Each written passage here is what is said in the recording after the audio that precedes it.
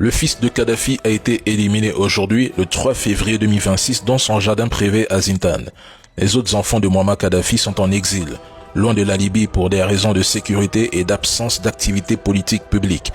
Voici ce qui reste de l'héritage de Kadhafi, qui rêvait d'une Libye forte et puissante.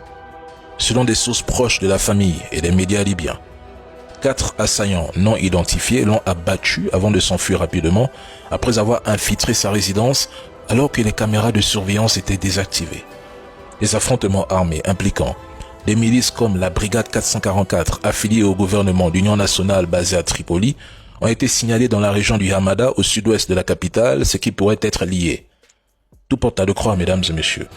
Une trahison interne, une élimination pour des raisons successorales ou une infiltration par des rivaux semble très probable. Au-delà de ces éléments immédiats, Saïf Kadhafi représentait une menace vivante pour de nombreux acteurs.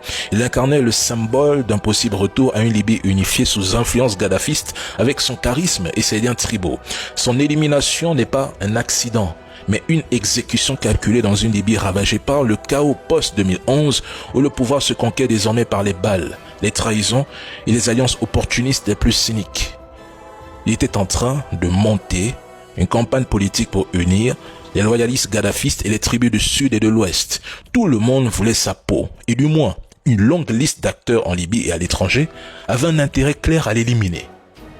14 ans après la chute de Kadhafi, la Libye promise aux Libyens en 2011 comme paradis de démocratie et de liberté n'est plus qu'un État failli.